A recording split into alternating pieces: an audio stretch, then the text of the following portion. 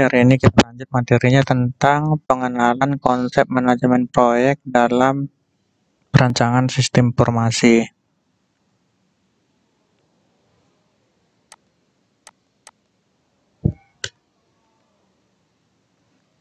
Jadi di sini ada proyek. Apa itu proyek? Itu kumpulan aktivitas yang jika dikerjakan secara berkesinambungan akan dapat mencapai sukses secara keseluruhan. Sesuatu hal yang biasa diminta oleh klien, kemudian dibuat untuk memperbaiki suatu masalah dan atau sesuatu yang baru yang berbeda. Kemudian proyek itu harus unik dari proyek-proyek yang lainnya.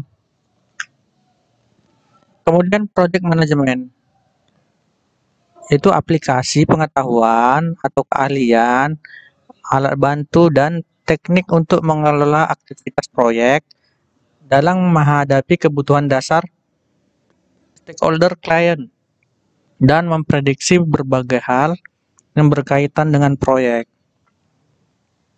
Kemudian project manager. Apa itu project manager? Di antaranya individu yang menjaga jalannya manajemen proyek dan semua sumber dayanya.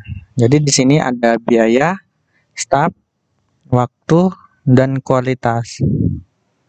Kemudian manajer menjadi tolak ukur dari proyek software, menjamin kebutuhan proyek memenuhi batasan anggaran dan biayanya, dan memenuhi kebutuhan bisnisnya. Jangan pula lebih besar pengeluaran daripada pemasukannya. Kemudian bertanggung jawab dalam merencanakan dan menjadwalkan pengembangan proyek. Selanjutnya menjamin pekerjaan sesuai dengan standar.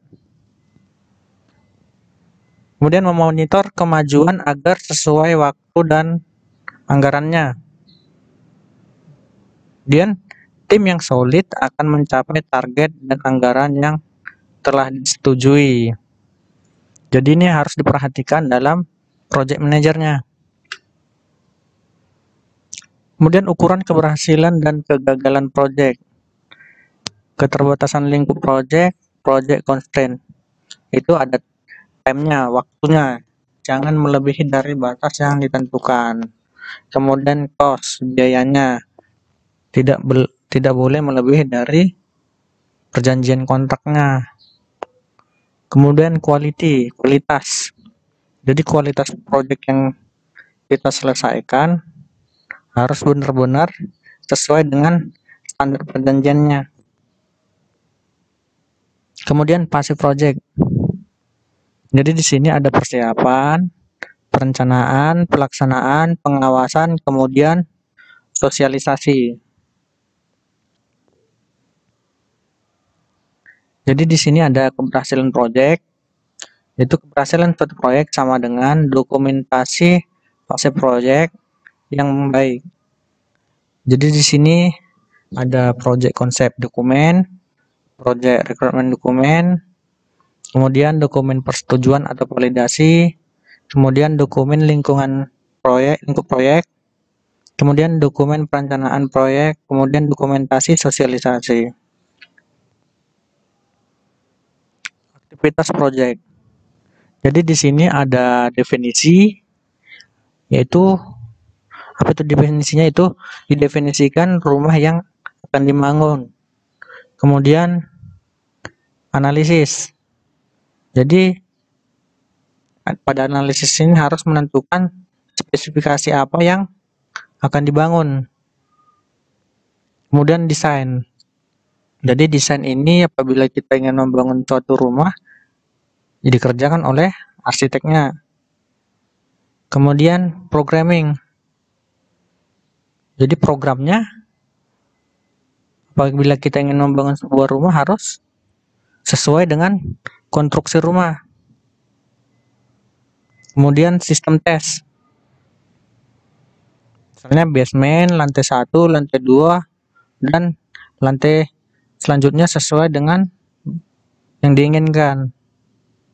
Kemudian acceptance, yaitu apabila rumah sudah selesai. Kemudian operation, yaitu rumah sudah dapat ditempati. Kemudian di sini ada ditekankan pada 3 faktor utama, yaitu manusia, masalah, dan proses. Manusia memegang peran penting dalam suksesnya manajemen proyek. Jadi manusia di sini pertama kali itu proses pembangunan sistem dikembangkan oleh pelakunya. Jadi pelakunya ini itu manajer atau manajer senior, bertugas mendefinisikan permasalahan bisnis dan sering berpengaruh kepada proyek. Kemudian manajer proyek bertugas merencanakan, memanipulasi, mengorganisir, dan mengontrol orang yang diproyek. Kemudian praktisi, orang yang mempunyai kemampuan teknis yang dibutuhkan untuk mendapatkan produk atau aplikasi. Kemudian pelanggan, itu orang yang membutuhkan proyek tersebut. Kemudian pengguna akhir, orang yang berinteraksi dengan sistem informasi yang dikaitkan dengan penggunaan produk. Kemudian pemilihan manajer tim, yaitu memotivasi, kemampuan untuk memotivasi pekerja teknis dalam menghasilkan kemampuan terbaiknya. Kemudian pada organisasi, kemampuan untuk membentuk proses yang ada akan menjadikan konsep awal dan dapat diterjemahkan ke dalam produk. Kemudian ide atau motivasi, yaitu kemampuan untuk mendorong orang atau pekerja untuk menciptakan dan bertindak kreatif. Jadi di sini ada fungsi manajemen proyek. Yang pertama, membuat kerja atau mengagendakan pekerjaan. Yang kedua, dijadwalkan kerja atau diagram PERT. Yang ketiga, mengontrol kerja sampai dengan selesai. Dan yang terakhir, bertanggung jawab atas hasil kerjanya. Kemudian di sini ada tim development. Jadi apa saja yang menjadi bagiannya itu biasanya disebut dengan tim project. Kemudian struktur tim tergantung dari gaya manajemen, jumlah anggota yang terlibat, tingkat kemampuan anggota. Kemudian membentuk sebuah tim harus berdasarkan pada skill setiap anggotanya. Kemudian tim IM, kumpulan para ahli manajemen yang menguasai ilmu informasi untuk kebutuhan bisnis, bertanggung jawab, menganalisis, dan menangani aspek-aspek bisnis dan manajemen. Kemudian pada tim SI-nya, yaitu memfokuskan pada jenis-jenis informasi yang dibutuhkan perusahaan dalam menjalankan bisnis sehari-hari. Jadi ahli strategi informasi, pakar manajemen risiko, ahli contingency planning, pakar manajemen proyek, dan spesialisasi support dan service. Kemudian kegiatan manajemen. Jadi di sini ada penulisan proposal, perencanaan dan penjadwalan proyek, pembiayaan proyek, pemantauan dan peninjauan proyek, pemilihan dan evaluasi personil, penulisan laporan dan presentasi. Jadi di sini ada organisasi, yaitu ada desentralisasi demokratis.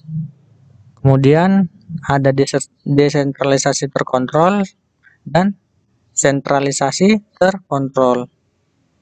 Faktor lainnya, sulit masalah finansial akan diselesaikan.